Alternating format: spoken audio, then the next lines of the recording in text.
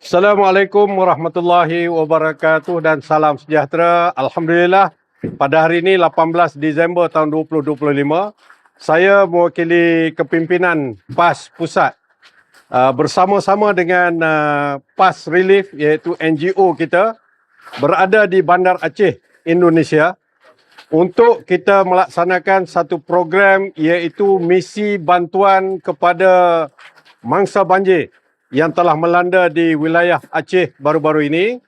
InsyaAllah kita akan berada di tempat kejadian banjir iaitu di PD Jaya, satu tempat yang berada di dalam wilayah Aceh ini.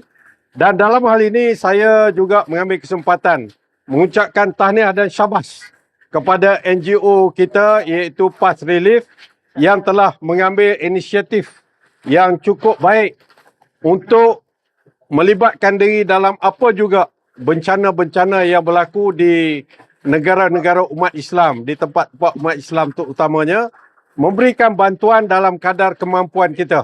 Sebagaimana pada hari ini dilihat, kita memberikan bahan-bahan makanan, bahan-bahan masakan dan juga pakaian serta keperluan untuk kehidupan harian, dan tidak lupa alat-alat untuk pembersihan selepas kita menghadapi banjir ini.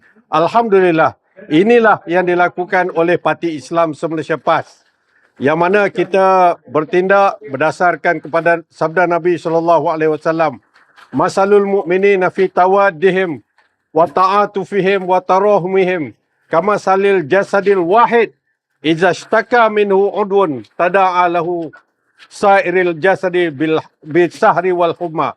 Perumpamaan orang-orang mukmin dari segi kasih sayangnya, dari segi persaudaraannya, ibarat satu jasad.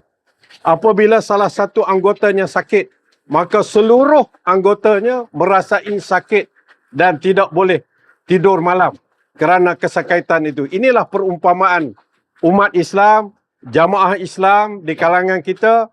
Kita bantu-membantu sesama umat Islam yang menghadapi bencana, menghadapi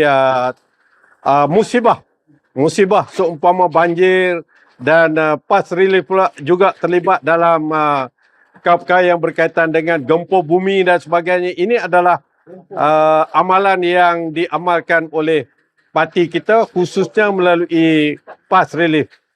Sekali lagi terima kasih dan tahniah.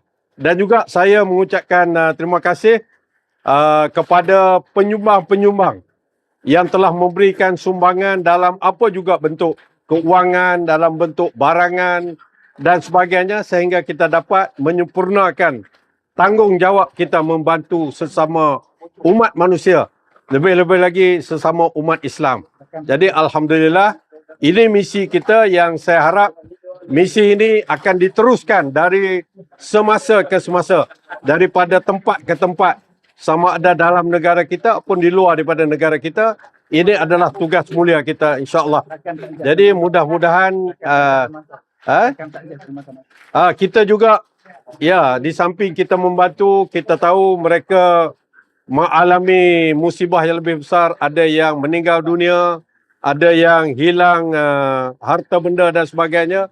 Kita ucapkan takziah supaya mereka lebih bersabar, menerima ini sebagai mungkin satu ujian daripada Allah Subhanahu Wa Taala, supaya mereka lebih kental, boleh menjadi orang yang insya-Allah berjaya di masa hadapan. Apa yang berlaku ini sudah tentulah ada hikmah di sebaliknya. Jadi sekali lagi saya harap banyak lagi pihak-pihak yang akan tampil membantu rakan-rakan kita di sini, dan bagi pihak PAS Relief sekali lagi kita memberikan sumbangan dalam kadar kemampuan kita, insya-Allah.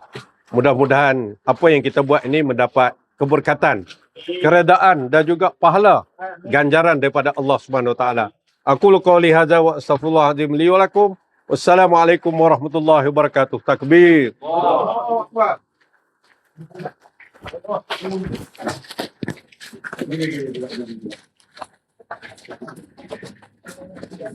Okey, sambung. Jangan seulang tak jadi.